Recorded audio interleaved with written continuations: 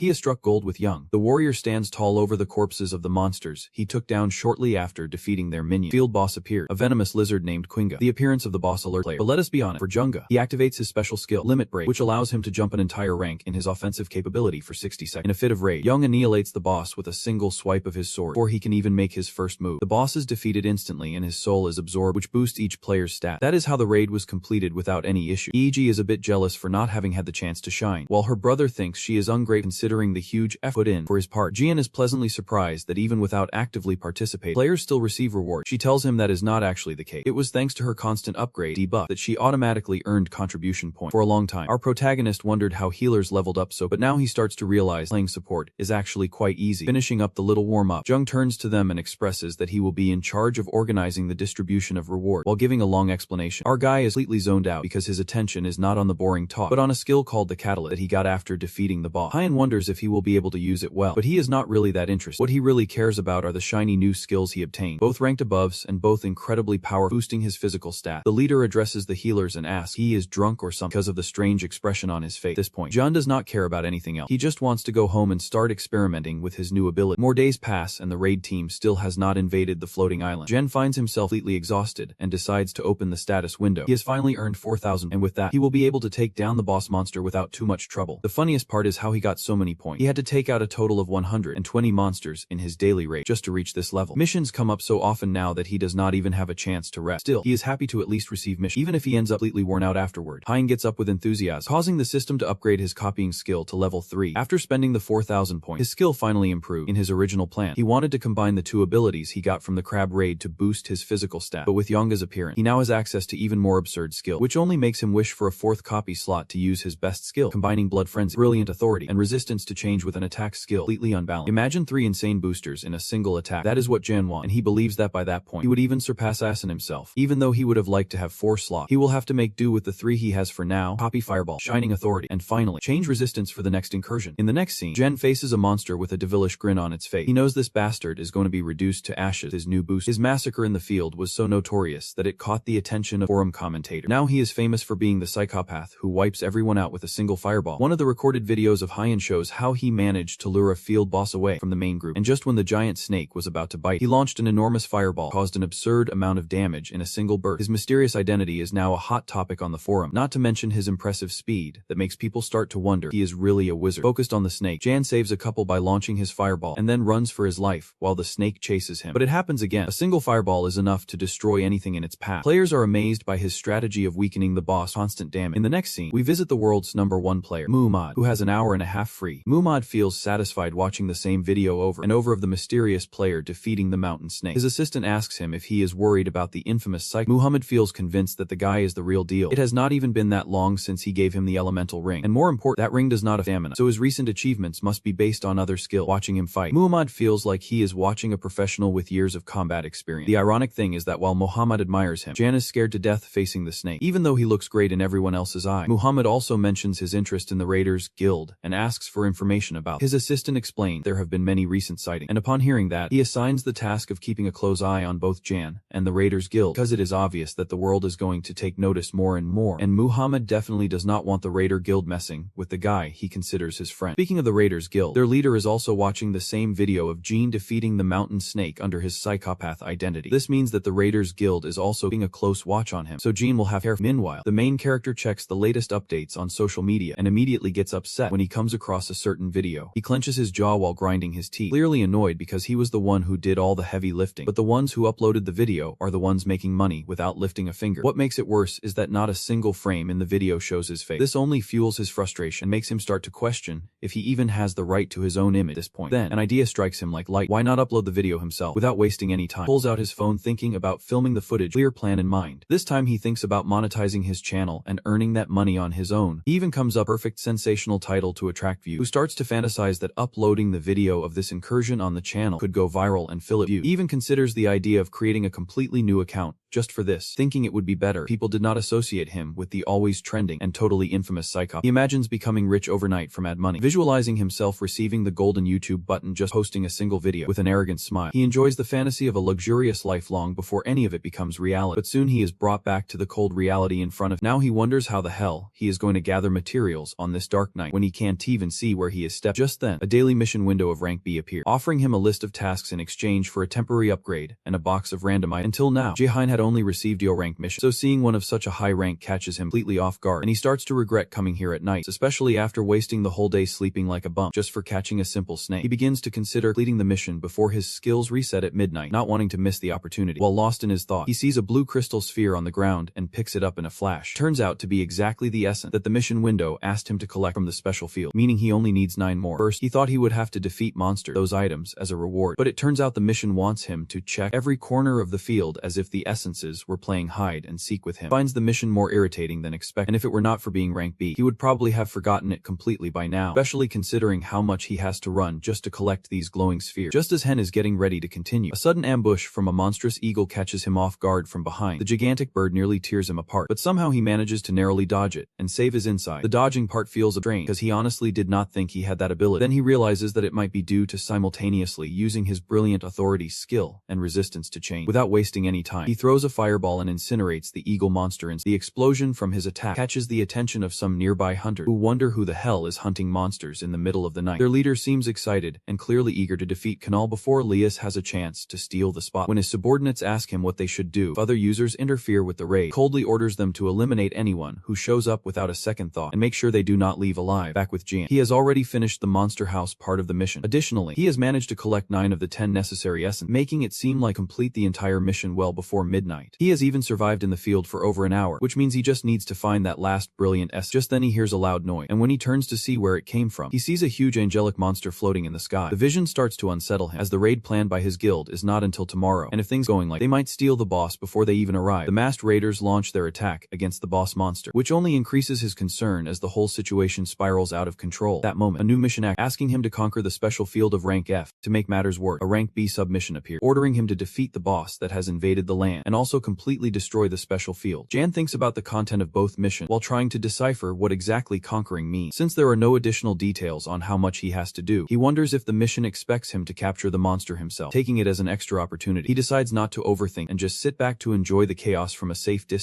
Just then, the masked group manages to take down the winged monster, which crashes to the ground, and they immediately announce that it is their chance to finish off the beast and claim the reward. Meanwhile, Jan sits comfortably on the grass with a relaxed expression, enjoying the action as if it were a late-night movie, and learns that the monster has fallen because its health dropped below %, now preventing it flying. Not only that, but this moment also marks the start of the third phase of the boss battle, where Kanal begins to power up with a massive upgrade. A sudden gust of wind blows, and our guy covers his eyes from the dust. That moment, his gaze lands on the last essence he had been searching for. He jumps to grab it, humming a tune and thinking about how easy it was to find. Just as he picks it up, the masked guys fall down near him. The guys on the ground quickly get up and notice our guy there. They approach him, asking who he is. Then they assume he is one of their own and tell him to get up quickly because they will need him to face the wizard. Keenan stands up with a mask in hand, wondering who those suspicious guys are and deciding to go along with them for now. As he leaves with them, he mentally thanks the guy who stole the mask from him. Upon joining the group, his mission system emits an alert indicating that the mission has been completed, and he receives the rank B mission up, while one user fights the boss up close to keep it away from the other. Someone attacks it from afar with blazing blue flame. All the looters wonder who the hell could be behind such overwhelming magical power. Meanwhile, our guy feels a bit dirty, causing so much damage from the shadow and taking all the loot without really risking any. But he is stuck thinking about what to do with the ridiculously powerful upgrade he received, since doing too little might raise suspicion, but going all out would put him in the spotlight. Still, he can't deny how fun it is to completely shred the supposed monster or boss with his broken and overpowered staff. However, the group soon realizes he is there once he lets himself go too much. That moment, the boss unleashes one of its abilities and summons enhanced monsters to the island. While the boss sings his summoning spell, griffins and rhinoceroses suddenly appear, forcing the hackers to split their forces to deal with the chaos. A group of external players who have no idea accidentally stumbles onto the scene and wonders why a raid is happening before the announced time, seriously annoying the masked figures who are running everything. When one of the outsiders dares to question them, the masked leader does not hesitate for a second before cutting him down mercilessly. Knowing that everything will go to hell if their covert operation is discovered, he shouts at his henchmen to eliminate all intruders on the spot by any means necessary, which completely stuns our protagonist, as he did not expect these lunatics to go so far as to murder in cold blood. Seeing the raiders become absolutely savage against the innocent group, Jan thinks that running for his life might be the smartest plan. Just at that moment, Ayan and her team arrive to save the day, and our guy immediately realizes he is in serious trouble. The leader of the assault laughs in Jung's face, mocking how his makeshift team can't do anything and accusing him of ruining their raid like a hero. But the man calmly responds, saying it is pretty foolish to think he can get away with killing, let alone robbing a boss. With a smile that screams mad, he tells the psychopath that no one will even remember their name, and then charges at the group of raiders as if they were hardly worth his time. A guy walks by our hero, telling him indifferently to step aside before he starts planning how to get out of this disaster. Right after that, the boss starts attacking everyone in sight, and the assailants decide that their best chance to land the final blow is by taking out all the healers on the opposing team first. As chaos erupts around her, Jen starts sweating more than a battle royale player in a team fight, desperate to find a way to defeat the boss before everything spirals completely out of control. Her thoughts are abruptly interrupted when Young cuts through the enemy ranks like a killing machine, cutting down anyone who stands in his way. Meanwhile, I and her brother are busy taking down the insect monster when an assailant tries to attack her from behind. Just as he is about to hit her, blue flames erupt around the NPC and incinerate him before he can even strike, leaving I stunned with surprise. She turns to look at the hooded figure behind the fire and realizes he is the one controlling those flames, elegantly deadly. When her brother rushes over to see if she is okay, she tells him that the mysterious man actually attacked his own team just to protect. At the same time, clock ticks closer to midnight as our hero dodges through Jung's group, running like Sonic to stay alive. Clock finally strikes midnight, and Jan immediately takes out his phone to copy the next ability. Meanwhile, the Serene Knight is still fighting the monsters like a true boss, and while that happens, Jan activates his new booster and casually points a finger at the enemy, unleashing a fireball that explodes like a furious volcano, turning the monsters to ashes and leaving Yun completely speechless. Seeing Seeing that, the assault leader licks his tongue in frustration and reluctantly joins Jan to finish off the rest of the lesser monsters. Covered by a wave of boosts, Jen goes completely wild under the effects of her frenzy and blood ability, which boosts her stats with each enemy she kills, and finally launches one last searing fireball at the boss, putting him into a deep sleep. The explosion incinerates everything in its path, and the attackers can help wonder if that final blow really did the job. But the thrill of victory turns into frustration for Hien when he realizes it is not over yet. With a terrifying shift in presence, the boss enters his final phase. Then, wielding his massive sword, he brings it down with such force that Iggy's brother barely manages to block the shockwave with his defensive skill. The impact sends everything and everyone flying like ragdoll, and Jin feels as a chill run down his spine at thought that he is about to meet his mate. Out of nowhere, an unexpected guy shows up to save the day, and as Jan looks at completely speechless, the man calmly tells him he now owes him a favor. Without hesitation, after being saved by Iggy's brother, our guy immediately unleashes his fireball skill directly at Cannell, obliterating the monster right in front of John. Cannell falls, and the pile of loot swirling over his remains makes it clear this was part of a boss system. Immediately, Yun steps forward to claim the boss system and coldly warns the attackers to back off without causing trouble. The leader of the attack, who had planned to boss for himself, responds by reminding everyone that no one in their right mind would underestimate the power of his mate. In the meantime, Jan receives a notification saying that the main mission has been completed and that he is about to be teleported to the tutorial field where he can choose his reward. The attacker looks at, feeling that Jane seems strangely familiar, but he can't identify who he actually is. Just then, our guy calmly steps forward and takes the reward from the boss monster. By the time the masked man realizes the guy in front of him is the infamous Psycho, Jean has already grabbed the loot, big smile, proudly proclaiming that since he was the one who defeated the boss, the item obviously belongs. The masked guy and John rush to grab it, but just before they can reach it, Keen's system activates and teleports him away, leaving everyone behind, furious and fully aware that they have just been scammed. Once in the tutorial field, Jan wonders if he really just scammed them all, and just at that moment, an avalanche of system notifications appears in front of him, completely overwhelming. He tries to figure out if they are reward alert, but before he can read, a small fairy appears as an ego, his official tutorial assist. She explains that now that he has completed his main mission, she will be the one to guide him through the rest of the tutorial. Jen starts to get nervous and protest, saying that no one mentioned anything about an assistant, wondering if this will be something exclusive to certain events tied to unique level X traits like his. Ego politely asks for permission to start the reward collection process, and when he agrees, a panel appears titled Detailed Specialty Upgrade Option. She explains that specialty upgrades work like second evolutions that enhance current skills by adding new traits. Then she shows him Hyen's current skill list and asks him to choose one to upgrade. He starts to think about it and first considers improving his passive income skill, imagining it would increase the skill points he earns from attack. But then he realizes he is still too weak and starts to wonder what would have happened. The raid had occurred before midnight when his skills had not reset. Maybe he would not have even been able to beat Cannell. Considering that, he decides the best thing to do now would be to increase the number of available skills. So he chooses to upgrade the Sampoppy skills and gives it a significant boost, although he is a bit disappointed to see that the skill is now divided into two parts. The fact that he has 4 daily copies available immediately lifts his spirit. His eyes shine as he imagined he might be lucky enough to get 8 copies per day in the future. Then he asks if he wants to check the rest of his unclaimed reward, and he agrees right away. From the random item box, he gets a sword that launches fire explosion, and upon receiving another item with a fire attribute, he gets frustrated that everything he gets is always related to fire, and of course this sword is no exception. Then he opens the skill master reward box from the main quest, which boosts his mood thanks to the large number of skill points he receives. But the surprises do not stop there. He also unlocks an additional reward that adds a new sub-attribute to one of his skills, and this time an extra row of options appear. Excited, he checks the item obtained from the boss, eager to know what kind of loot it is, and to his luck, turns out to be a cursed S-grade necklace, grants such a high boost to stat that it leaves him speechless, and he starts to think that if the item is this powerful, then the boss's abilities must have been even more terrifying. Out of curiosity, he examines it and indeed discovers that if the boss's health dropped below 10%, Fallen Angel would have restored all his health and increased his stat by %, which would have made it completely impossible for Jean to win alone. It is then that he realizes his skill points have exceeded 20,000 points, so without wasting any time, he begins to invest them in his skill. Starting with the safety skill, keeps spending points one after another, becoming stronger and more resilient with each upgrade, and once he finally finishes he collapses to the ground, satisfied and exhausted, knowing that for now there is nothing else to worry about. Just when he leans back to catch his breath, Ego calmly drops the bomb that the real tutorial is just about to begin. Then he asks if he remembers the final line of the main mission. Jan does not think and vaguely remembers something about the survival of the Earth humanity, so he looks at the Hadon, meaning that Ego, without hesitating for a sec, tells him that it basically means that his entire world is about to be destroyed by invaders from another dimension. Back on Earth, a squad of soldiers stands firm at the portal door, keeping watch. After the raid, Zhang finds himself facing a sea of reporters and tells them that his group took a serious beating from the attack who appeared out of nowhere and robbed the boss. He adds that they at least managed to defeat the boss, even though those crazy guys managed to escape after delivering the final blow. One of the journalists chimes in and asks the boss let go, and Jun replies that it was definitely something that improves stats. The constant insistence for more details starts to get on his nerves, so he turns around and tells them all that he has nothing more to say. Relaxed in her apartment, her lady watches the live broadcast on her phone. Her brother casually comments the guy who showed up to save her would probably be smashed like a tortilla. He had faced Young one-on-one. Meanwhile, she dials Jen's number trying to find out the truth about our protagonist, because even though his wizard robe is basic, a fireball all capable of taking down the boss in one hit is not something just anyone can do. She completely ignores her brother when the call finally connects. Then she greets Jan with a cheerful hello and directly asks him if he was the wizard who saved her during the raid. He tries to brush her off and keep a low profile. Good Lady shows she is not dumb by pointing out that she recognized him by his jeer and his pathetic beta male build. Even though he is still playing dumb, calmly replies that she did not even show up to the mission in the first place and apologizes for not being able to help on such a dangerous mission. Then he leaves her and her brother confused by saying he has been locked in the bathroom this whole time. Tells them he is going to hang up. Back at home, he finally relaxes a bit, knowing that she probably won't call him again soon. For now, he is free from the constant calls from his crush, who is clearly out of his league, and his mind goes back to the tutorial world, where that annoying voice hearing in his head, constantly reminding him the world is under threat from monsters invading from other dimensions, and that it is his job to save it. The voice explained that his skill master power is a broken ability granted by celestial beings. Fill that mission, even though he still does not fully understand the big picture. He asked why they chose him in the first place, and if he had any kind of connection to the divine, but he realized that he is just an ordinary fool with nothing special, and the voice told him to stop overthinking. It explained that he is a special user who has already killed countless beasts and earned huge reward. Then, in a strangely serious tone, drop the truth. In reality, he has no choice in all of it. When he asks her what the hell she is talking about, the voice calmly replies that she is no great hero or celebrity, but that by chance she carries divine fragments like the chosen one to save the world, and how she decides to use that ability to dominate is completely up. After saying that, she asks if he just wants to settle down and abuse his broken ability for easy gain, or if he is going to accept the heavy responsibility of saving the world for the greater good. In the end, she tells him that being a hero does not mean he has to choose the hard path, and that the decision is solely his. Back in the present, Jan thinks that saving the world is way above the mental level of a beta loser like him, and the idea of eating crispy chicken with cold beer after a hot bath excites him much more than any heroic destiny. Meanwhile, at her house, she is absolutely thrilled to confirm, without a doubt, that the mysterious hooded wizard is none other than Jian, because everything about him perfectly fits her crazy pyromania. Her brother watches her silently, as she insists that she can't be sure until she sees him face to face. He asks his sister why she obsesses over a loser like it is a teenage crush, pointing out the part that says the wizard is S-Rank. She smiles and explains that users like them fighting in S-Rank fields can die at any moment, so if she wants to reach the top, she needs that psychopathic wizard by her side to achieve. That does not surprise him too much. The tired sigh. He murmurs that he is fed up dealing with his annoying little sister. He tells her that if she really wants to live long enough to become number one, maybe she should stop diving into everything headfirst like a maniac. But she ignores him again and does some calculation, trying to figure out what kind of person Jan really is. Full comp, she predicts that her next destination will be the D-rank spider cave, making her brother look at her as if she is completely high on delusion. The next day, her expression is completely flat as she watches E.G. chatting calmly with our protagonist, who just arrived to sell his loot without missing a beat. She tells him to stop acting and be honest, saying she knows him inside and out. Jen tries to play it cool, insisting that he is just a neighborhood healer and nothing more, but it is clear she does not believe him. Watching his sister intimidate, pathetic excuse for a man, her brother finally lets out a long sigh and raises his hand. He tells John that they need to leave and offers to pay him 500 an hour. He drags him along because he knows better than anyone that trying to change his sister's mind is a total waste of time. After they move a little away from her, casually mentions the favor she owes him. Then he brushes off her hand with a sigh and murmur that he is only helped because they are paying him a good amount, which makes IG light up immediately. But just before they can leave, Jan starts sweating profusely and nervously asks the girl to relax because he urgently needs to go to the bathroom. This brings a smug smile to E, who had already noted in his personality notes that he suffers from diarrhea, much to his brother's horror and disbelief. When he returns, Fire Girl can't hold back and directly asks him if he is the magician who disappeared after helping with the canal attack, and if he is also the same crazy guy who calls himself a psych. John, however, tries to resist by making up an excuse that he did not hear well and did not understand what IG said. As the trio walks through the spider cave class field, Girl remains persistent, even offering to keep his secret, pointing out that she works in the same industry. Jian wipes the sweat from his forehead, realizing he can no longer hide the secret, and asks her not to share it with anyone else. After she confirms her promise, she comments that now everything makes sense, noting that he seems to have more magic than she does. Our boy quickly explains that it is all due to the team's bonus. I then asks him about the skill book he uses for his upgrades and healing. His brother interrupts both, pointing out that this dungeon seems to be a high-level area with a bunch of monsters. He tells them to stop playing around and get serious. Jan unsheathes his fire sword and jumps to the front, declaring that he will lead the way. The sight of his sword leaves I speechless, wondering if Jen is also a user of magical sword, being the master of excuses. Jan quickly comes up with another one, explaining that he could not afford a vacuum, and that given his level of magical power, this sword is better than nothing. Jan then becomes serious and decides to switch from fire to ice spear. As a master of skill, he has the ability to use all kinds of technique, and makes the most of that, trying out the ice spear. Moreover, his status as a master of skills allows him to combine various abilities, so he pairs his positioning ability with the ice spear. This combination imbues the icicles with poison, and they manage to take down a good number of spiders. Then our protagonist activates his catalyst skill, which amplify the effects of the poison, turning it into critical poison once it builds up 3 levels. Although it is not that powerful, this ice magic is pretty good, and Jen realizes he can use it to prevent being caught. He can't believe what he is seeing and asks Jian if he was not a fire magician just a minute ago, but he does not give a clear answer. Later, the trio is sitting in a cafe enjoying their meal while Jan looks looks down. He wanted to leave as soon as the hunt was over. His mind drifts back to what happened in the dungeon. There he dealt significant damage to the monster boss with a single attack and ended up absorbing the entire soul of the field boss, the Spider Queen. Because of that, Iji and his brother did not receive anything, leaving him no choice but to stay and eat with them. Jan tries to push those thoughts out of his head while taking a sip of his drink, but the manic girl interrupts him with proposal. She points out that monsters are not the only threat in the field, mentioning that PvP battles often break out between different groups. She talks about some other things before throwing a contract. When Hyan asks for confirmation, she explains that it is hard to find reliable users in this industry, and that now that they share a secret, everything has changed. She gives it her all to convince him to sign the contract, even offering him a fully off with all the luxuries a man could desire. After glancing at the contract, comments that the terms are too good to even think about rejecting it, and as a result, he ends up signing it. Afterward, the insistent woman hands him a debit card, telling him he can buy whatever he needs. She also assures him she will take care of the money earns from hunting. Then she asks him if he needs any more explanation, to which Jean shakes his head. He acts like a child who has suddenly been granted all his wishes. After that, he goes out hunting with Iji, and this time he finds the hunt easier than ever. Moreover, he blushes a little when he realizes how pretty his new manager is. He no longer envies his role model, and now that he has the skill, he realizes that life is going quite well for him. Starts to wonder if using the fireball, along with bloody combat, create a powerful attack. Excited by the idea, he fills with energy and runs to his new manager, asking her to get ready to go to the field. The next day, I's brother looks at her suspiciously when he sees her completely in love and asks her if she really trusts Jan enough to go to a ranking field just 3 people. She shrugs it off and says they have been wanting to try for a while, but he reminds her that the recommended level is way above and handle. Just then, our protagonist, who is only level 15, shows up and tells them not to worry. The big guy does not hesitate to point out that Jan is clearly the weakest in the group and that an incomplete team makes the field even tougher. But our guy simply responds that he has got it covered, since he trusts his broken frenzy and blood ability to get them out of trouble. Inside the F-rank dungeon, known for its cunning plant monsters that jump out at you when you least expect, most teams bring at least 2 area damage users just to survive. This team has something different. Jan casts a fireball and incinerates the wooden monsters without batting an eye, leaving the brothers useless as he roasts them effortlessly with his usual loser face. Jan is confident, since his personal trait takes his fire magic beyond the limit, and his plan to chain all the broken skills he has copied works perfectly. Keeps unleashing massive fire explosions, taking out monsters in huge waves just to show off how ridiculously powerful he is. Iji's brother watches him while laughing to himself like a lunatic, and Iji can only look at him with that same disappointed face as he nearly loses it in the middle of the killer frenzy, acting like he is the coolest guy on the planet while being completely consumed by his fire spell. Meanwhile, a guy watches him from a distant fixed gate. It seems the subject is streaming everything live to a screen somewhere and calmly reports to his boss that he has the target in sight. Turns out the man watching the stream is actually the true boss of the incursion, and when he sees the guy who messed, a malicious smile starts to spread across his face. In the meantime, Jan keeps roasting monsters left and right like it is nothing, leaving behind piles of shiny loot like a trail of broken dreams. Walking over the corpses of his enemies unfazed, he calmly picks up the fallen items and laughs to himself, amazed at how quickly he is leveling up. Out of nowhere, he notices something shiny and silver on the ground. He grabs it with a big smile, not even checking if it is an item or just trash. The atmosphere abruptly changes when he realizes that what he is holding seems to be a human remain, and he ends up screaming like a girl so loud that his voice practically echoes to where Nick and his brother are. Seeing him so agitated, they both run to him and ask if he is okay. Quickly explains that there is a whole corpse over there and that he might have accidentally killed someone. Examining it more closely, Iji goes into Sherlock Holmes mode and tells him to calm down because the skeleton is lean to be recent. She deduces that he was probably a user who got completely robbed, since there are no weapons or armor in sight. After saying that, she calmly suggests the best thing to do is to finish up and get out of there, and her relaxed attitude leaves John completely baffled. When he looks at her confused, she explains that murders inside dungeons happen all the time and that the worst part is that no one can really prove anything. Surprised by how much she knows about it, he directly asks her if she has ever been attacked like that, and she smiles, saying that not only did she survive one, but that the person who tried was from her own group. It turns out that when they were hunting together, the guy attacked her from behind trying to steal that special thing, and unlike monsters, it is almost impossible to know when a human teammate is going to betray you. Trying to lighten the mood, she jokes about how good she is and says that the guy probably wanted something more personal than just her gear, and then, downplaying it, admits that it was the first time she went out of her way for someone. Iji's brother just looks at her in silence while she shrugs with a smile, saying that guys like that deserve to be roasted. So honestly, it did not bother her much to do it. In the end, she tells Jian to sleep one eye open because there are too many crazies out there and that he should rely on his handsome brother to have his back, not knowing that Jian's physical stats far exceed those of his brother. With an arrogant smile, Jan boasts that nothing less terrifying than Aniel would bring her down, and she laughs, at least giving him credit for having the guts to say it. Just as she says she is serious, a small pheromone bomb drops near their feet and releases a cloud of intoxicating gas that leaves all 3 of them stagger and weak in the knee. That moment, a horde of terrifying tree monsters starts to approach. The shield brother jumps to the front to protect the group like good tank, but Heenan, as reckless as always, completely ignores him and charges straight at the monsters like a total boss, yelling that he has it all under control. What he does not know is that the James Bond Parado already has his crossbow loaded with a bolt aimed directly at Jan, as if it had his name written on it. Shortly after, the bolt is fired and our hero's spider sense tingles just as it makes contact, but instead of piercing, thick steel arrow bounces ridiculously off his skin. As as if it had hit a brick wall, while the brothers scream in panic. Jian watches the failed assassination attempt and bursts into laughter, mocking his would-be assassin, thinking could take down his rock-solid body. Such a pathetic use for a weapon. The latter does not last long, because suddenly he is hit by a disgusting combination of negative dizziness, slowness, and pain that takes him out of the fight and falls to his knee, groaning in pain as the brothers stand frozen, watching him collapse in absolute agony. In the distance, the suspicious guy smiles wide, savoring the moment he has been waiting for all this time. Hyan is thrown to the ground hard, and Ki helps him by throwing a fire spear to scare off the monster, burns him to a crisp, but more monsters start charging at, making it hard for him to defend himself while also protecting Jan. He knows he has to decide. Suddenly, he tells his brother clear the way, while he carries the dead weight of Jean over his shoulder. Without wasting any time, the two fight against the horde of monsters, dodging explosions and overcoming the impossible just to get out alive. Just then, a blonde guy blocks their path, asking where they think they are going. He mocks them for trying to escape without even fighting. A's brother demands to know who they are. It is clear they have business with Giant, and they tell him to let him go and scram. The tension in the field skyrockets. Kin does not back down. She throws another fire spear to keep the enemies at bay, firmly refusing to abandon Jan. But the blonde guy deflects the attack like it is nothing, leaving her stunned. Then it clicks for her. He was at the canal raid. The blonde smiles and calls her pretty but naive, complete airhead. Since they do not want to cooperate, he decides that everyone has to die and orders his team to blow everything up. Pink cloud burst, drawing in the nearby monster. The blonde guy gloats, saying they can't keep using pheromone bombs so often. Now waves of monsters start charging at the trio, but that does not stop. In the midst of the chaos, still unconscious, feels a deep pain. His body refuses to move, and his skin burns as if it is on fire. His mind is clouded, wondering if this is how he died, with no idea what is happening around him. Just then, Jan's eyes open to a horrific scene. Kunichi and his brother have completely wiped out the horde of monsters, but both are severely injured. Hyan does not understand anything and barely manages to ask why they took such risks just for him. His mind recalls when Kunhai told him to hide behind his brother if things got rough. Noticing that he finally wakes up, Kunichi asks him if he can walk, but Jan ignores the question and makes a sneaky request. He asks them to keep all of this a secret. The blonde guy sarcastically mocks how well they held up while carrying that useless guy. Well, not all. Jen arrogantly says that this won't hurt at all compared to what is coming. Suddenly, Jen stands, surprising Kim Meiji, who had no idea she still had strength left. The blonde observes his battered body and scoffs, sure that he must be suffering horror. Jen does not deny it. He directly admits that it hurts like hell, but that guy is already planning to smash him and leave his bones rotting. Just then, Jen snaps his fingers and the blonde laughs, thinking they are getting ready to throw a fireball at the barrier they have ready, but Jan calmly asks if they are really sure about that. Out of nowhere, he launches a rain of spells into the air that clearly do not look like fireball. That is when the blonde starts to suspect Jan might be the one who stole Muhammad's ring. Right at that moment, Jen unleashes a meteor shower and the blonde panics, thinking that could take everyone out, including his own squad. Jan does not hesitate, firing a flurry of spells as if he were just warming up. The ground is shattered with huge circular cracks and blown out holes everywhere. The trio finally gets a breather and Jian falls to the ground, barely surviving thanks to a last-second teleportation. It turns out that shortly after midnight, Jan had been setting up his 4 skill slot. He had copied Fireball Explosion into Blood Combat, which left him 1 slot free. Then he saw a video of a guy shooting an arrow at a bald man and teleporting right after. It was not really a matter of trust. It just seemed like the smartest thing to have, like insurance. Turns out teleportation is a unique trait that lets you mark a target, and when you launch a skill, you can move along with that target. Hyan basically hit the jackpot with mass teleportation. He can't believe he even got some extra bonus. He feels like it is his lucky day. So of course, he starts dancing with joy. Back in the present, Hyan promises he will explain everything later. With things settled, Kuni is ready to collect all the loot those fools left lying around. Meanwhile, people in the area are left speechless, staring at the huge cracks and craters covering the ground. Someone even jokes that it looks like Mohammad went rampaging through there. Jan may have barely escaped, but he knows it won't be long before someone tracks him down. On the bright side, he just reached level 20 and has unlocked his subtrait. Skill storage is now officially activated. Later, Kim A's brother listen as Jean explains what it means to be a skill master. He describes it as a class X skill that allows him to copy other skills. That is when everything starts to make sense. They finally realize that Heen's strange healing, his extreme damage, and his improvements all come from copied ability. Kim Mai asks to copy abilities from her or her brother, who says it is possible, points out being a tank without gear does not work very well. Kim Ai's eyes sparkle as she imagines the insane potential of Hyan, wondering how far he can go, feeling uncomfortable. Says that the details are confidential information. Ijalof's brother returns to the important topic and asks Jian if he has any idea who attacked. Heen assumes it is the same group from the incursion in the canal, while Kenichi trusts his instinct and firmly believes they are from the Raiders Guild. To explain it better, Kuni shares recent rumors about a group called the Raiders Guild, known for collecting Jeet's items. Hyan admits he has crossed paths with them before. Kim Yai then reveals something from her past, saying that she was once offered to join their rank, but they only accepted using the boss items they provided. Hyan wonders connection is the assassin group. She explains that the attackers carrying a stash of boss items that are extremely rare and have very low drop rate, making it practically impossible for a single group to gather them all. Kim Yeti believes everything is connected like an organization with roots and branches spread all over the world. And to top it off, its leader remains a complete mystery. Now that Hyan has made enemies of that caliber, he knows he has to be much more careful. Later, while Juan reflects on everything he has caused lately, with so many incidents piling up, he feels like his identity is close to being discovered, and that is one of his biggest worries. He knows he has to get stronger before that moment comes. For now, he only relies on one skill. Fortunately, his status window shows a good amount of skill points, around 30,000, all earned through daily mission. No matter what happens, and even if it gets complicated, complete the daily mission. Juan makes sure to keep accumulating skill points consistent. He spends 5,000 points points to level up a unique sub-skill called Passive Ink, which gives him 1000 skill points every 24 hours. Honestly, he likes the idea of points piling up while he is just lying around doing nothing. As for the rest of the point, he decides to reward the skill that helped him the most in the field, so he invests in upgrading it to level 3. Now, any copied skill receives 2 unique traits, and he can choose one to apply. Even a grade E trait offers a notable improvement in efficiency, and a grade D one will be even better. Then, Hyan reviews the highlights of the skill storage. Using a copy count allows him to store a skill, and blue grade effects are better than green grade 1. However, once a copy count is used, it does not reload automatically. If I had known earlier, I would have saved blood combat permanently, copying from video only the original grade, and that does not change. Still, and knows exactly what ability he wants to store, and that is resistance to change. Once copied, he can use it without limit. Now he has on his list resistance to change, radiant power, blood combat. He plans to keep trying his luck until the abilities level up through copying. He also decides to take a few well-deserved days off, but that plan does not last long. Muhammad catches up, and Jean has no idea why he is there. His retreat time is interrupted by this surprise visit, and it turns out Muhammad Ali came to find him. Muhammad mentions how Hyan's psychotic actions become quite popular and stirred things up, but they have already handled, so there is no need to worry. Kimmit presses for the real reason behind the visit. Muhammad says he wants to know his opinion to confirm that the attackers are part of a global-scale group, the Raider Guild, and he is already at war with. That is how he got some information. The Raider Guild is currently gathering at the Skigenhamski station to search for a hidden treasure left by their leader. However, can't help directly because his movements attract too much attention, making this mission even risky. His secretary cuts the meeting short, and Muhammad leaves the decision in their hand if they want to stay safe or go annihilate the enemy. Two teams face off when suddenly, out of nowhere, a hand appears. Turns out to be a beautiful woman holding looks like the tail of the red dragon in the blink of an eye. The man greets her excited, calling her Miss Lin Solin, but instead of greeting him back, she playfully punches him on the forehead, sending him flying like a rocket straight into the wall. She casually calls him stupid and tells him his information was way off. Apparently, the leader of the guild is dead, making her the new head of the Raider Guild. Just then, everyone bows to Linsa or Link with no other option available. From now on, she prefers to be called their boss and clarifies all the confusion on the spot. And so, Linsa Ling becomes the leader of the Raider Guild. Since then, she tells the lackeys that the monster patterns have been tracked to the 20th floor and leaves them in charge of sorting the monster material. She also asks, what about the Elders faction? It is then that she learns that 98% of the ancient followers have been eliminated and the rest dealt with soon. He likes what he hears and orders them to recover the old man's treasure intact, which is stored in Korea. Lin Solin makes it clear the days of powerless monks getting rich are over. This is the era of superpower, and anyone bold enough to challenge the boss and rule the special field must earn their power. Throne belongs only to her. Hyan is making the most of his time at the Skigenhamski station for the first time. Although it is far from a fun zone due to the monsters lurking around, the snow stays frozen all year, and the constant snowstorms and icy roads make movement difficult, which has affected the place's reputation. Kinney just wants to finish the job so they can enjoy a little while. In the meantime, Iji's brother thinks it is silly that just 3 of them came. Kimayaji suggests going back to the Raiders Guild and casually reveals that he sold the boss item under his name when they were discarding it, which makes him a target just like Hyan. Iji's brother is clearly upset. They are the ones handling everything. Kimity tells him to relax, reminding him that they are 3 veterans who have been through a lot. Jen is surprised that she called him a veteran, but she backs him up by pointing out how he survived both the boss's raid and the Group P's attack, saying that he deserves a better title. As they head to the field, she leads the way only for the members of the Inoi Guild to block them with death threats. Kimayagi asks they are with the user association or have the right to claim an open field. The idiot tells him to get lost, saying the area is under their control. That annoys Jan, who thinks that even if he is not a hero, he should at least protect what matters to him. The idiot mocks Kim Haiji, telling her to come hug him and promises to gently comfort her, which gets on her nerve. Igi's brother has had enough. Ijan charges a fireball in his hand, furious that the idiot dared to point a sword at, wishing he had the strength to break. Fireball catches everyone's attention, and they quickly realize who the infamous psychopath is, backed by 2 renegade veterans and a tank. Not thinking about standing by Edley, decides it is time to show what real control looks like. The Inoi Guild thugs start to tremble, murmuring that their guild got there first, but Jan does not care, launches a fireball directly at, catching them by surprise. They can't believe the crazy psychopath actually threw it. Juan stares at them, warning that if they ever attack him again, they will be as dead as if they already were. Eddie and Iji's brother notice how different he looks, sharp, confident, and directly dominant. But just when they say it out loud, Hyan's usual silly behavior comes back. Even he feels weird making threats, promises that blackmail might be more his style. Inside the field, the monsters begin to surround the members of the Inoi Guild, who have been benefiting from controlling the area. Suddenly, Fireball appears out of nowhere, terrifying. A man in a white cloak steps in and introduces himself as a hunter. The fool from the Inji Guild says that the area is off limits to outsiders, claiming it is already full of level 40 and suggesting they check other fields. The man in white wants to see who really get out. His group storms the field, taking down enemies and making their own way forward. Green Hood apologizes for not realizing how the Inoi Guild was handling the place. The man in white orders them to split into 2 groups to search for and eliminate any threats without interruption. Their goal is to reach the deepest and highest part of the field, find the imitation bracelet. Hyan and Kimmy are excited, totally thrilled to be at the ski resort. Meanwhile, 80's brother stays focused and reminds them to concentrate on the real issue. He makes the main point that the Raider Guild is not just a random group of amateurs, and if they want to get ahead of whatever's coming, they will need to strike first with a preempt attack. Besides, they still do not have a clear way to differentiate Inoi Guild from the Raider Guild. It is then that Jane points out that the Raider Guild is dedicated to the treasure house and does not care much about the experience points from monsters. That little detail detail sparks a mischievous idea in Jean's head, and a sly smile begins to form on his face. Meanwhile, the ski resort, someone launches a pheromone bomb, and the whole area fills pink smoke, surprising everyone. Before long, a wave of monsters starts attacking, charging directly at the people like an unstoppable tide. On the other side, Yuan and the others witness the chaos unfolding. Watching the majestic yet terrifying scene from a distance, Juan catches on immediately, remembering how those Biblians once used the pheromone bomb skill against them, and now he is pretty sure it must be off to be on the receiving end of that. He watches the chaos with a look of satisfaction, feeling a bit pleased. Still, Eddie's brother points out that there is no solid way to confirm they really are the raiders, but Jan explains it as if he is teaching a lesson to the big guy. If those fools down there are not running from a wave of monsters and are still holding their ground, it can only mean one thing: it breaks down. They are a group focused on gaining experience or pursuing something important enough to take the risk. Kimmy adds that judging by how they are using their skill, each of them is well above the recommended level for this area. Finally, Iji's brother gets it. If it is not about the experience point, then there is definitely something else keeping them there. Knowing that their target is not the monster, they decide to follow, give them a little bonus before leaving. So Jean throws a bomb in the middle, while Kuni silently wonders if Hyan has always been this way, or if something in him has changed. Meanwhile, Green Hood asks for the location on the map, heading straight for the cave. Hyan hits the mark when his plan works and locates a group of freaks from the Raider Guild. It turns out Jan has been storing something special just for moments like this, but in the midst of it all, feels like something is off, planning a massive ambush for the people who tried to kill him. He does not understand why he feels so calm. Suddenly, Kunichi checks to see if he is okay. Hyan calms his worries, knowing they can't afford to lose time getting lost in thought. Later, he realizes that he never expected the monsters to have such talent for showing up uninvited. Volunteering for reconnaissance and hiding there turned out to be an excellent choice. His psyche pointing out that there were too many people at first to carry just one object. Without a doubt, the monsters were arrested. Suddenly, everyone is surprised by a surprise attack. Crossbow. Arrows fly through the air, and a guy demands to know who they are. Frustrated because even though he dodged, he still got hit. It turns out Juan shot him with the weakening bow, a weapon that inflicts slowness and pain for the next 3 minutes, and even stuns the target for a minute. Their health drops below 30%. He thinks this guy's health is still above 30%, but he is more than happy to let him feel the weakening effects now, planning to hit him and finish him off once his health hits zero. This guy is panicked, begging Jan to stop, but that is not going to happen. Later, the Green Hood squad contacts the reconnaissance team, asks if there is any problem, but they report they have lost contact at the entrance, as if someone attacked them out of nowhere. So Green Hood takes charge, alerting everyone to protect treasure at all costs. Just as everyone rushed toward the area, Kuni unleashed a firestorm that threatened to incinerate everything nearby. Then, all of a sudden, the whole place exploded, followed by heavy lightning striking down hard, especially impacting the blonde-haired warrior. In that instant, someone shouted that their tank had been neutralized. Green Hood immediately ordered to take down the mages before the paralysis wore off, though he still sent his squad to control the situation. No tanks left standing. Gino stepped forward to show they were not just amateurs. Without warning, he unleashed even more power, determined to break his own limits by invoking radiant energy. Suddenly, a blue window appeared that applied a random enhancement, massively boosting his stat. Green Hood considered Giant's constant use of fireballs a waste of energy and was convinced he posed no threat against his shield, thinking a ranged attack would be useful. However, Jan did not let him finish the sentence and interrupted him with a powerful explosion mid-comment, sending his lackey flying with a gigantic fireball that left everyone completely stunned. Green Hood was thrown back by the explosion, and when he regained his senses, he realized that was definitely not a 95% damage reduction. Meanwhile, Jan sarcastically thanked the fools for leaving them all the treasure, and at that moment, he set off an explosion that burst like fireworks. At the same time, the man dressed in white instructed his subordinate to organize the situation and then meet him at the top. Suddenly, he heard a huge explosion in the distance and instantly knew something was wrong. Without wasting a second, he ordered all operations to stop and headed straight to the top. As soon as they defeated the last 3 members of the raiding group, Jan and the others began to loot with their arms full of items. Jan's eyes sparkled like a child's in a toy store. It was hard to believe how they could carry so many items belonging to boss monsters. Although all the items were impressive, Kuni expressed his concern about the growing number of items he had to dispose of, as he wanted to avoid revealing their location. While he was thinking about how to get rid of some items, Kun saw his brother the shield that the other tank had dropped. He looked at her with pleading eyes and after observing him with suspicion, she finally nodded at his silent request. He told her she did not have to sell it, that she could use it. While Jan was storing several items, Kun approached him and handed him some. In the young woman's hand was a bracelet adorned with a snake painted in gold. It was the imitation bracelet, a double grade and ranks object. This bracelet did not count within the accessory limit and replicated the effect of another accessory the user owned, applying 50% of its effect. Surprised to see Kun handing him that object, Jan asked could really keep. With a wink, Kun explained that he did not mind, as they did not have many objects worth imitating, and it was better to give something like that to someone who already had a ranks accessory. Besides, considered him the ace of the team. Receiving both the object and the comp, Jan was stunned. He repeatedly bowed, thanking the young woman who wore a proud smile on her face, while Kenichi received praise. His brother asked if they could leave now, since the second team could arrive at any moment. The brother started to walk away, but before leaving, Jan looked back and noticed something stuck to one of the bodies. It was a small body camera. For safety, he decided to destroy it. In a dark room, a vase of flowers flew over the shoulder of a masked man and shattered against the wall in front of him. Lin Soling was smiling, but his fury was evident. He asked in a cold voice if he had heard correct, and the man fell to his knees, begging for forgiveness while gritting his teeth in fear. Still, he was forced to repeat it. The imitation bracelet had been taken by someone else. Xiaoling's furious aura intensified as she looked at him with a dark expression and coldly asked if he was really so foolish to have lost target after sending combat unit capable of obliterating obliterating an entire field of bosses. The man tried to explain the group guarding the monsters had survived, but the advanced team sent to recover the bracelet was completely annihilated by the enemy. He revealed that upon reviewing the body camera footage from the team that fought the monster, they found evidence of pheromone bomb use. Intrigued, SSS-Rank asked about the recordings from the annihilation team. They informed her that all had been destroyed, that she could understand. It meant that the remaining team failed to recover the boss's item. Internally, she felt impressed by the group that had faced. They had used skills and items to divide their forces, and even eliminated their subordinate body camera to prevent the battle from being recorded. Since the man had mentioned an explosion, SSS-Rank concluded the culprit was the infamous Psycho. Without mercy, she kicked him to the ground, gave him one last warning not to make the same mistake again, to thoroughly analyze that bastard, because if he failed again, instead of handing over the bracelet, he would have to hand over his head. In the meantime, Jen and the others had returned to the apartment. During a meeting, Kunnik rested his chin on his hand and shared his opinion. He wanted to hold on to the boss's items for now instead of selling them. Hein was surprised by his decision, as with that money they could upgrade several pieces of it. However, E.G. tried to convince him by saying they needed to avoid being tracked. He revealed that the last time he allowed his identity to be exposed was only to protect Jan. Continuing like this would be problematic. While his brother grumbled about his decision, Kuni continued explaining to Jean, assuring him that it did not mean they would stop hunting. While writing down some, he asked Jan to confirm if he was really at level 20. He explained that the proper home fields were divided into ranges of 10 levels, so he asked a level cap was rank type fields where rewards could still be earned. Raising his hand like a good student, Jan answered that it was up to level 20. Moving on to the next question, I wanted to know how many field bosses he had defeated so far. Using his fingers, Jan began to count carefully. He had faced bosses like the Spider Queen and the Lizard King, the Mountain Python which was rank E, and some Frank like the Black Bear, Crushed Crab, the One-Eyed Raven, the Digging Mole, and Canel, although that one did not count because it was a special boss. In the end, Jan realized that he had defeated only a few monsters. Taking note, I reminded him that once he surpassed the recommended level, he would not be able to collect boss souls anymore, so they needed to hurry. Showing various locations on a holographic map, E.G. presented the plan to attack bosses in less popular fields to avoid drawing attention. With a solid plan in place, she felt excited and, since they would follow that path, thought they could also collect all the E-rank monster fragments. As planned, the group headed to the first field where they faced their first boss, the sand tuna monster in the Great Sonori field. It seemed to collapse and reform with every hit it took, surrounded by small fireballs. Jan faced the boss and shortly after absorbed the fragment of the sand giant, gaining another life point. Feeling how much he had grown, Jen raised his arms in a sign of victory. Impressed by how quickly he had defeated the monster, he asked how many minutes passed. Pulling out his phone and seeing that it had only taken him 5 minutes 45 seconds, he smiled with satisfaction. Excited, Kuni jumped and hugged Jan around the neck, congratulating him on reaching his goal, and added that they should throw a party to celebrate collecting all the E-rank fragments. Blushing with embarrassment, Jan shyly smiled and said that a party was not necessary. Jan thought he had made quite a bit of progress thanks to the imitation bracelet. Although E.G. assumed he had copied the elemental ring that bracelet, he had actually replicated the effect first neck, an item that increased his magical power, mana, skill power, and overall stat, giving him a total boost of 15% in all his actions. As a result, Jen felt more powerful than ever. With tears in his eyes, he kissed the bracelet, emotionally blessing that 15-point improvement in all his stats. Feeling like he was on top of the world, and enthusiastically declared that if improving like this, he could become stronger than Muhammad Ali. While his brothers watched him close, protagonist hummed to himself, happily running towards more monsters in the distance. At the same time, Jen enjoyed his moment of glory, unaware that from another dimension, the tutorial assist was watching him closely. She reached out, touching the water pond through which she monitored. Meanwhile, Jan had been waiting for a mission that could grant him a large amount of points, and as expected, one finally appeared. This mission required him to attempt to conquer a special E-rank field, defeat the invaders who had discovered a new camp, and eliminate the plague those lands. As this was an area that devoured and corrupted everything around it simply by existing. In return, Jen would receive a generous amount of points, plus the chance to choose a trait and a skill to enhance. Once again, he had received exactly what he wanted at the most opportune moment. Moments later, noticing that Jan seemed distracted, staring into space, Kuni curiously asked if he had unlocked a new skill or something like that, but without revealing details. Protagonist responded that it was something like that, and that he had simply received a quest that would make him stronger. He managed to lead it. Surprised and a bit jealous, Kunichi watched the number of points he had earned, while Jen smiled from ear to ear, proud of the new goal he had in front of him. To get more information, he took out his phone and started researching the specific field mentioned in the quest, discovering that the location was 3 hours away by plane. But what really shocked him was the weather there. When checking the current temperature, his jaw almost dropped at seeing it was 40 degrees Celsius. Upon learning that they would have to clear a special field to complete Jen's mission, Kuni was left speechless and tried to remind him that he had barely managed to get through normal boss field. While the protagonist understood her concern, he could not do anything if the mission was completely absurd. Still, she insisted on warning that even though he was stronger than before, he still lacked experience leading a raid, and added that if the special field was in another country, accessing it would not be easy without recognized official status. For his part, knew well that only a select group of individuals could enter that type of field, as the major guilds were not allowed access at that moment, and sensed a strange atmosphere among the brothers, who clearly wanted to change the subject. So Kimichi preferred to go straight to the second phase of the strengthening plan, as if he knew him completely. Confidently stated that instead of combining multiple skills, Jan usually applied a buff to enhance his attack, and then defeated enemies using a fireball. Protagonist, upon hearing this, acknowledged that he was right, but was questioned about why he did not increase the number of high-rank skill replicate. Sighing with resignation, he explained that he did not have many options, as high-rank users tended to keep their best skills a secret. Kun nodded in understanding, recognizing that he had a valid point, except in the case of very flashy people like Muhammad Ali, who tended to showcase their ability. Then, as if an idea occurred to him suddenly, Kun Heidi asked him if he had ever heard of enhancement sellers, explaining that they did something similar to what he had done selling healing, as they made profits offering temporary buffs. Although he also pointed out that he had never seen anyone sell enhancements classified as ranks or higher. Protagonist began to reflect on the topic, and at that moment remembered someone who had given him a phone number. Noticing that he had become thoughtful, his brothers watched him closely until he took out his mobile phone and showed it to both, confidently declaring that he knew someone who could help. Meanwhile, in the celestial realm, Ego stared into the void with a smile full of emotion, announcing that the hero had accepted the second mission. A transcendent voice responded, overflowing with magic, affirming that his memory would soon begin to return and that this would bring salvation for Earth one step closer. However, that transcendent being noted Ego had a distant look and asked what was bothering. Ego replied that she wished to see once more the hero who had saved the world she came from. In response to that state, the transcendent voice tried to explain that she was actually seeing that person at that very moment. However, Ego did not quite agree, since from her perspective, person is made up of their memory, and if the hero did not retain any of his past, then how could he still be the same man she once knew? The transcendent being, who had sent Jen back to her world, fell silent for a moment before responding that his true self focused on preserving the balance between dimensions, and that although that version was talking to her, it was nothing more than a projection, leading him to wonder if that truly made. Ego immediately responded firmly that he was still the same, and that answer served as an argument for the transcendental being, who concluded that in that person was still her hero. Even so, with a dull look, wondered if that hero would make the same decisions as before, but the transcendental being knew that could not be predicted, as everything had to unfold according to his own will and decision, as part of the vow he had made with the world he created. Therefore, if he was the hero she missed so much, she had to go to him, and whether she wanted to help him or not was something only she could decide for herself. Upon hearing those words, Ego held a melancholic gaze for a moment, until she finally made a decision. Her outfit began to transform. Shoes and long stockings covered her leg, and soon she took on the cheerful form of Joju, who answered the phone enthusiastic, saying it had been a long time since she last spoke with Jian. After traveling, Jian and his group patiently awaited the arrival of their guest, though with their arms crossed. Kun showed some annoyance at having gone all the way to the Great Park of the Soul without anyone offering compensation travel expense, which he found suspicious. Meanwhile, protagonist, self-assured and proud, rubbed his nose, saying that this only proved how much people cared. However, not only Kimich, but also his brother, began to notice the whole situation seemed quite suspicious. It was then that suddenly Ju cheerfully appeared and hugged Jian's arm familiarly, exclaiming that it had been a long time since he last greeted, seeing how that girl had come out of nowhere and was treating Jen. Kun frowned while the protagonist blushed intensely, completely embarrassed to be hugged by a pretty girl, and scratching the back of his neck. He said he had been very busy late. As he got closer to Jan, Jojo acted shyly, confessing that he was starting to forget her face. Trying to separate, Kuni introduced herself, saying she had heard a lot about Hyan and that she knew she was a buff. Smiling cordially, Kiniji hid her fierce temper and replied that she must be a friend of John. However, like a jealous lion, Kuni masked her envy and replied sarcastically that maybe she was someone a little more special than that. Trying to prevent Kuni from being rude, protagonist attempted to introduce her, saying that she basically handled, but upon hearing that, Kun got so irritated that he gave him a hard slap on the back, causing Sangak to catch him just before he fell. Seizing the moment, he joined the conversation, saying that, as they were mentioning, they needed an upgrade of the enchantment. Then Jojo turned to him and asked kind of upgrade they needed and how much pay, helping Jan stay on his. Sanguki intervened, saying he preferred to deal directly with her as a sponsor. Upon seeing that Jian was going to withdraw from the conversation and leave the matter in Sanguk's hand, he realized that maybe he should have thought better about what protagonist would do. For his part, he paused for a moment before starting to stammer. The improvement should be of double rank, a solid and immediate boost, something that would be applied once and grant a series of combined effects, like a discount package in the market, something incredible, perhaps. Although the atmosphere became a bit uncomfortable due to his using explanation, Jojo acted as if he understood perfectly. Immediately, a golden energy appeared around him and large white wings unfolded from his back, radiating a blessed glow. In that instant, he activated the ability called Celestial Harmony, blessing sung by angels to uphold the heaven, which granted a powerful divine effect. All stats, except for magic power, increased by 10%, a defense bonus and an additional magic power bonus, both at 5%, were granted, and if the magic power reached 100 points, the defense level increased by 1. If it reached 100 and the attack level also increased by 1. Moreover, by possessing a rank Dewey's or higher enhancement trait, the duration of the effect extended by 200%, and all effects amplified %. The magic power exceeded 100 points. This ability required 90 points of magic power and consumed 100 points of mana. Protagonist immediately felt the strengthening of the enchant flowing through his body. That blessing not only increased his physical strength, but also improved the efficiency of his skills by 20%. It doubled the duration of his active enhance and significantly reduced the cost of his technique. Seeing the result of granting such a powerful ability to her beloved hero, Juju smiled with satisfaction. Long ago, when she had given that same boost to Jan for the first time, Ego had been worried. There were many other more practical defensive upgrades. However, she wanted to know if he really wanted that one specifically. On that occasion, the hero had given her the best possible answer, stating that the best defense was an unrelenting attack. In the present, Jan returned exactly the same smile he had shown in the past and sincerely expressed boost was perfect. Meanwhile, unbeknownst to him, rumors about him were starting to circulate online. In one video, a user claimed they would never support him again, which sparked growing controversy, kindled memories of the incident with the eagle, along with new gossip related to events in a popular field. In another recording, someone complained that Jian was busy taking down and taming wild boars while showing recent footage of him destroying a guild in Bangask. The massive dissemination of those videos only fueled the criticism. On the other hand, Plagueland was a specially grade field, with an average temperature around 30 degrees Celsius. Its severe climate prevented users from staying too long in the area, and the vast expanse of land further complicated locating the field boss, causing countless players to lose their lives over time. In light of this, country's authorities decided to implement a special measure. In that context, protagonist, sitting on a rock in a plate, reminded him of spring and completely different from where he was supposed to go, felt confused to discover that he would have to wait for the field boss to make an appearance. It was then that Kun approached him and explained that in special field, after a certain time, even common monsters would try to leave their own limit, rhetorically questioning whether the boss would just sit there waiting for the humans to arrive. Sanguk continued with the explanation, adding that if the attempts to conquer the field failing, it would end up being counterproductive. While placing his new giant shield on the ground, he frowned and declared that he disagreed with entering a special field without proper preparation, no matter how important the mission was. Also reminding that in that world you only had one life. Frustrated, protagonist asked when he was supposed to complete the mission, since for the moment all he could do was copy and assign ability. In defense of Hyan, I contradicted his brother's stand, stating that if someone only cared about safety, they would never become a complete user. Noticing strange movement, Anan asked what he was doing, and upon realizing she was talking to him, the protagonist confessed that he was trying his luck random ability, since the cooldown time for his copy ability had ended, but no high-rank technique had appeared yet. While reviewing videos on his phone, copied the combat intoxication ability again, a technique that intoxicated the user power of the monsters defeated, causing their body to temporarily absorb their stat. This effect disappeared 5 minutes after the combat ended. However, if the user had rank trait, defeating 10 monsters guaranteed additional stat. Additionally, if during the activation of the ability the strength exceeded, the magical power increased by 10% of that amount, and if the endurance was above point, agility would also increase by a proportional 10%. Having exhausted all her attempts to copy without getting useful results, protagonist felt frustrated. However, when she least expected it, the combat intoxication skill, originally double rank, transformed into a rank X copy. Meanwhile, Sanguk was talking to IG, explaining that if they planned to enter such a dangerous, the main source of damage needed to be as strong as possible. Just then, protagonist jumped for joy upon acquiring her new skill, exclaiming that she had finally obtained a rank X technique and would never have to see Yon's face again. Both brothers, seeing her reaction, felt they had witnessed something similar before. They returned to the main issue. Since they were still foreigners, they were still prohibited from entering fields in other countries. It was then that Iji received a call. Seeing who was calling, she smiled and answered naturally, which immediately caught the attention of the two boys. As her tone became more affectionate, her words sparked even more curiosity. She responded enthusiastically, assuring that she would definitely pass the message to Jian as soon as possible. As soon as she hung up, a dark aura began to surround her as she announced that she had received an urgent call from Yun, the leader of the Korean Guild. Her expression, however, transformed into a proud smile as she revealed the shocking news. The special field land of the plague had been opened to foreigners. Furthermore, it was reported that the raid team was recruiting, and they were looking for wizards. Hearing this and anticipating that he would probably be excluded, Sanguk started to argue with her. While they both argued heatedly, the protagonist felt confused by some things E.G. had mentioned earlier. She was talking about wizards, but Jian had been specifically summoned as a priest. Even though he had just gained a special rank ability, he decided to set the topic aside to focus completely on his preparation. Later, in a large theater, numerous users began to gather, each taking their assigned seat. Sitting next to the brother, Hyan expressed how impressed he was to see that they had even rented the entire build. Comment. E.G. could not help but smile as he explained, this time all were elite members who did not need to be evaluated, so there was no reason to rent a training field like in the previous meeting. Remembering that incident, protagonist seized the opportunity to joke and asked why they had called him. He had not done anything last time. Just as the brothers were about to start a new discussion, a man climbed the theater stage stairs and introduced himself authoritatively as Yun, the leader of the incursion into Plagueland, firmly adding that high-rank users were not exact common. Next, the attendees prepared for the brief, during which Yun explained that the incursion would last for 10 days and that they would depart as soon as the necessary supplies for survival arrived. Furthermore, he assured that all present were high-level fighters, carefully selected from the Sky Island, and asked them to trust his judgment and give their best, as together they would conquer Plagueland. Upon hearing these words, protagonist could not help but clap enthusiastically, which caught Yun's attention, and she frowned as she looked directly at. Before going into detail about the field, Jun suggested having a brief introduction session. Although the protagonist was surprised by that unexpected turn, he decided to keep watching close. First, Jun introduced himself as a level 39 melee fighter and pointed out that his unique trait, critical hit. Then, a man from the audience raised his hand and introduced himself as Merzu, a high-rank buff. Protagonist, surprised by the dynamic, wondered to himself if this was some kind of school meeting. However, what troubled Jian the most was the constant feeling that Yun was watching him direct. At that moment, a muscular man stood up with a friendly smile and confessed that he admired Yun's leadership since Cable War and deeply wished to join the best raid leader once again. Despite that open display of admiration, protagonist could not understand why Yun completely ignored him. Shortly after, it was Sanguk's turn, formally introduced himself, and then his sister Iji, who identified herself as a fire mage and revealed her unique trait, the Flame of the Apocalypse. During the introduction, while Yun's gaze scanned everyone present, protagonist clearly felt this part of the event was especially directed at him. It was then that he made a decision, stood up, and generating a large fireball in front of everyone, confidently introduced himself, saying that his name was Jan, that some knew him as a psychopath, and that he was a double-ranked magician. Seeing such a flashy and provocative presentation, Jun smiled off, clenching his teeth. Once the introductions were finished, the lights came on and several people began to leave the theater amidst whistles and murmurs. That moment, Kunasiji stood up and asked Jin if he wanted to eat something, which surprised him, since she had just eaten a little while ago. As the trio was getting ready to leave, leave the place. Jun approached just as Jan had anticipated. When he reached him, Jun beat around the bush and got straight point. He asked if he was the one who took the object from the field chief, and if he had been with the masked group on Sky Island. Protagonist did not expect such a direct accusation. Visibly puzzled, did not know how to intervene to help. Calmly, protagonist crossed his arm and defended himself with strong argument. Claimed that he had been the magician contributed the most to that day's raid, but that he was not with those individuals, nor did he take any. He explained that he had simply run into suspicious people looking for Cannel, and that since he could not stop, he approached with the intention of getting a share of the loot. Although they mistook him for part of their group, by exposing this version, Jun highlighted that generally, those who contribute the most deserve the best reward. Finally, crossing his arms again, Kanan issued a clear ultimatum. If that bothered, then he would not participate in the raid. He knew that if they were going to work together, everything had to be clear from the start, and if things did not work out, he was prepared to find another way to accomplish his mission. It was then that Jun revealed the reason for his distrust. During the battle against Cannel, 2 members of his guild had lost their lives, so he needed to confirm if Jun had been involved with them. Upon receiving his answer, he stated that he had no objections to him joining the expedition. However, despite his word, protagonist understood that Jun still did not completely trust, and he felt the same way about that man. After Yun walked away, Jin sighed just as Kunyai approached him, admiringly saying he had been great. Sanguk also sighed, surprised that everything had been resolved more peacefully than he expected. That moment, Iji confronted her brother, stating that he did not want her to get involved and asking if he was not disappointed. You did not oppose participation. Her brother responded with a confession that even surprised Haganit, admitting that he honestly thought Yun was going to attack Jan. Things had turned out better than he imagined. With everything settled in the theater, the protagonist headed to the stairs, leading the group out. Noticing the expression on his face, Kunichi asked him if something was wrong. With a blank look, Jin confessed that what worried him was whether he should openly reveal his identity or not. First, he thought everyone would be surprised to meet her, but to his surprise, most reacted with indifference. However, one of the attendees was already typing quickly on his phone, drafting a report in real time. According to his message, he had almost fainted upon seeing that the crazy guy had shown up during the incursion. He claimed he was about to attack Jun without hesitation, and that his heart nearly jumped out of his chest, to the point where he almost needed to change clothes. At first, many who saw the post did not believe it, but soon others who were there started confirming what it said. While Jun thought he might have acted like someone just seeking attention, those around him were sending alarming messages, burning with fear. Another thing that was also burning intensely was Sol's fire. Sitting in her armchair, she received several agents who handed her report. She tossed the papers with information about Jan and his companions onto the table, and with a sarcastic smile comment they were now acting openly, which was good for them, since the looters would also be participating in that expedition. Looking at her kneeling subordinate, she gave them a clear order. They had to turn Jan into the ghost of that snowy field. She also asked them to investigate any changes in the other combat team. Then, fixing her attention on a young blonde woman who would be part of the expedition, she issued an ultimatum. It was necessary to eliminate any no matter how many there were. It was